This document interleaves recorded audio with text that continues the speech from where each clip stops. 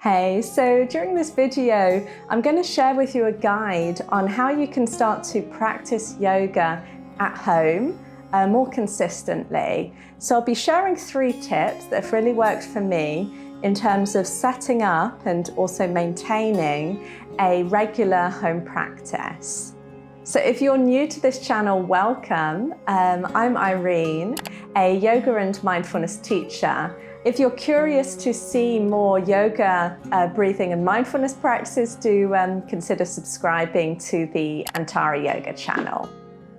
Now, before we jump into those 3 tips of how you can start to practice yoga from home, I'd just like to really touch upon a point of why I consider this so important. And hopefully, actually, if you're already watching this video, you're already made up your mind that you would like to practice yoga from home for, perhaps a variety of reasons. But just to mention that one of the things I found personally most beneficial from having yoga, breathing and mindfulness techniques at my fingertips is being able to use those every day as and when you need them. And if you are able to develop sort of a consistent home practice, that will mean that you've got more possibilities to perhaps practice regularly, maybe only 5 minutes or 15 minutes a day sometimes. But there's that sort of real connection of being able to apply and use the sort of techniques that you've learnt on the mat also in the everyday life. And since we're all busy and with COVID, there's also not always the possibilities to go out and to join a class at a studio. I do really think it's important, both for beginners and for those more intermediate practitioners, that you really take the time to cultivate your own home yoga practice. Now let's jump right into the 3 tips then. So the first tip I'd like to cover, and I think sometimes this can be a little forgotten, is about your intention. So really remembering and thinking back to, okay, why do I want to practice yoga? What is driving me and what motivates me to do this practice? Now, that reason of why you might want to practice can vary over time. It might be simply that you're having quite a busy, demanding, stressful life, and you'd like to just have some quiet time for yourself where you can perhaps just breathe, be with your body, perhaps help manage your stress levels. For others of us, it might be that we're sort of looking more for some of the physical benefits of yoga. So perhaps you're interested in feeling a little bit more flexible and open. Maybe there's tightness or stiffness in the body. Or it might be another sort of physical goal. Perhaps your body feels a little bit weak and you'd like to work a little bit more on the strength aspects or balance, to just help use yoga to be able to help feel more comfortable in your body throughout the rest of the day. And there could be also all sorts of other reasons as to why you'd like to do yoga. Perhaps you'd like to learn more about mindfulness. Perhaps you're interested in the philosophy side of yoga. Or perhaps you're suffering from anxiety and breathing is sometimes difficult.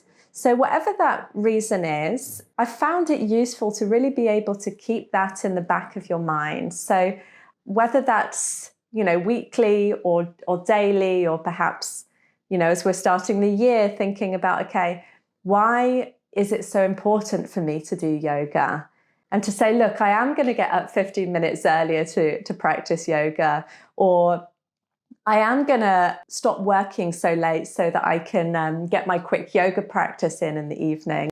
So whatever that reason is and that intention, you don't have to tell anybody else what that is, but maybe try to see if you can either remind yourself about it or even write it down so that intention is kind of your guiding star.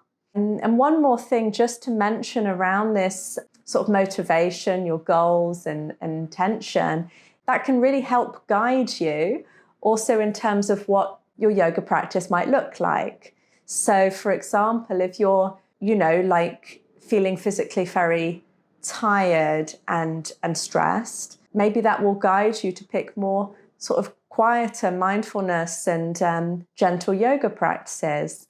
Or perhaps you really want to move the body, you've got quite a sedentary job or lifestyle, and then it might sort of guide you to say, look, I want to be practicing vinyasa or ashtanga where I can really move my body and find that mindful flow within the practice.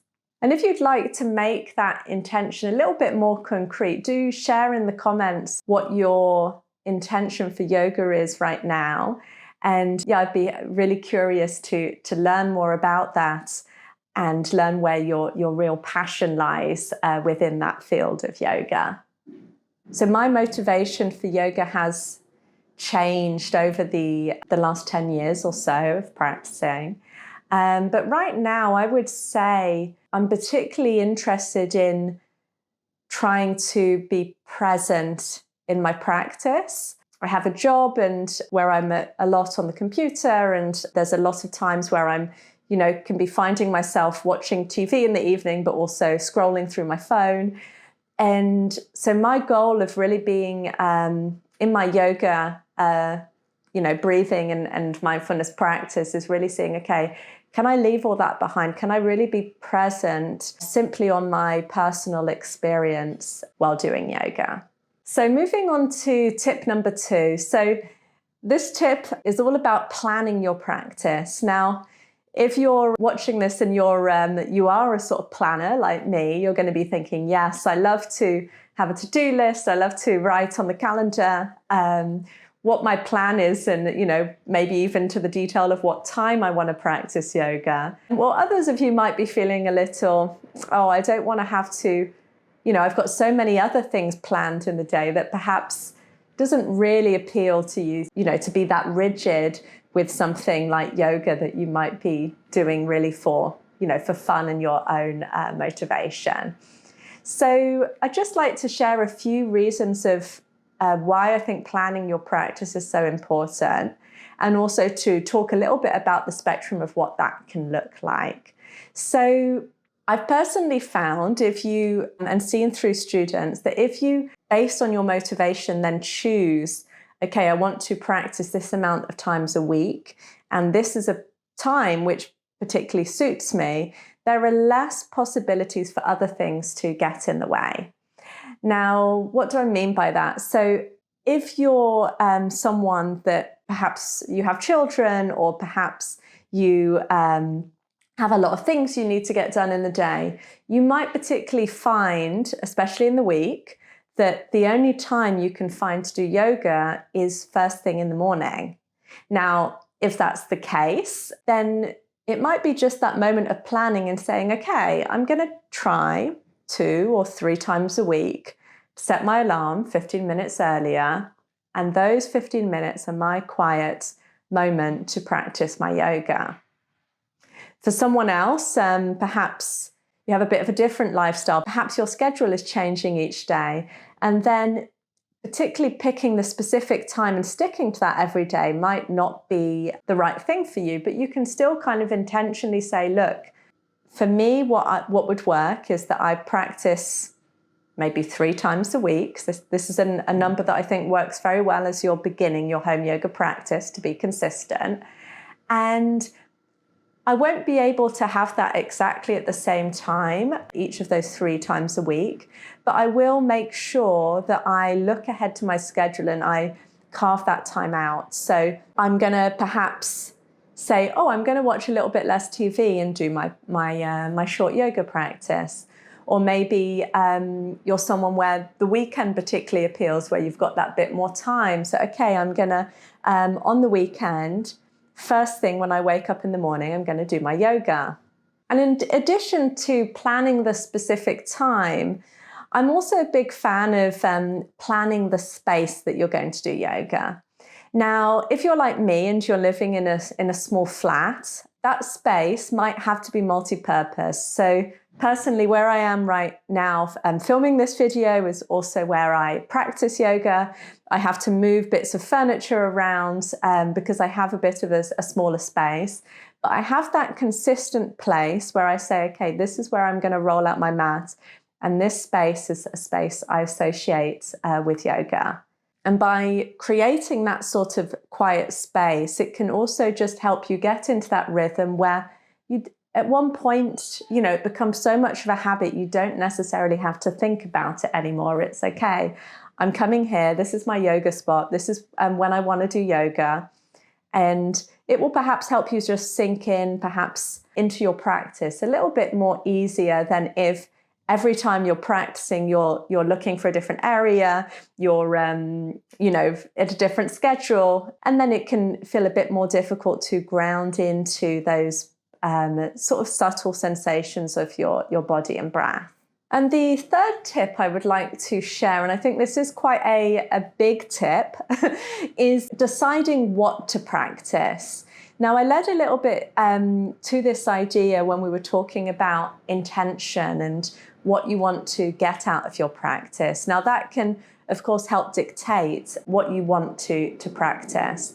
But having a good idea of what your yoga practice will look like before you get on your mats will really be helpful to both motivate you to be there and also sort of hold back any worries of thoughts of, okay, I'm going to skip it for today because I don't really know what I'm going to do. So if you're a beginner and you're also just pretty new to learning yoga yourself, probably you won't feel so comfortable with just doing a freestyle yoga practice where you get on your mat and you start to move. So there's all sorts of guided practices you can follow, but you can set up for yourself a program also to help reach your intentions. So, for example, if you're going more down that route of being very busy, wanting to take more time to kind of ground, be quiet, and deal with stress, you might choose, okay, I'm going to practice 3 times a week. One of those practices, I'm simply going to sit and breathe. I might follow some sort of guided practice about this. And then the other 2 practices, you might say, I'm going to one time have a very gentle movement, the hatha or a slow flow practice. And the third practice, I'm going to just simply lie on my back and I'm going to simply do a body scan. Again, you can either do that yourself or be guided. For someone else, it might look a bit different. You might say, okay, I really want to actively move my body. I want to feel more flexible. I want to feel more strong. And you might gravitate more to the vinyasa or ashtanga practices. And then you can say, okay, each practice I want to focus on a different area of my body. So perhaps one day it's going to be all about forward bending, lengthening the back of the legs, relaxing around the shoulders and the neck and turning your focus inwards. The next time you practice, it's the opposite. It's all about opening the front of the body and creating that, dynamic difference. And the third time, perhaps you say, okay, I want to take it a bit easier. I want to take a bit of a slower practice. Or you could say, oh, I want to be really working on twists and moving my spine and creating space, both mentally and physically there. So just a couple of indications of what that can look like. So if you are interested in a more personalized program and you would like, for this third tip of looking at what to practice, you'd like a bit more of a tailored approach, do feel free to reach out to me. I run a series of private classes where I can work one-on-one with you to set up particular practices and yoga sequences to help you meet your goal. And the other thing you might want to check out if you're, not wanting to invest in a series of private classes is just to check out my free resource. So I've got a free guide on practicing yoga at home that will cover these 3 tips that we were discussing, but also a few other ideas. And since it's in a PDF form, it's really easy for you to either print out or to reference back to as you start to progress on your yoga journey. So those are my 3 tips of how you can start to really set yourself up for success when practicing yoga at home. So to sum up, the first one, all about intention, why you want to practice, that internal motivation that keeps you motivated to keep coming back to your mat and keep coming back to your practice. The second one, all about planning your practice. So deciding how frequent you want to practice, deciding where you want to practice, creating that space in your diary and in your agenda to practice. And the third one, all about what to practice. So looking back at your intention, giving yourself that additional thought so that you know when you step on your mat already what you're going to be doing. So if you enjoyed this video, do give it a thumbs up. If you're interested to learn more about practicing yoga at home, do check out my free resource. You can find the link in the comments. Thanks a lot, and I'll see you next time.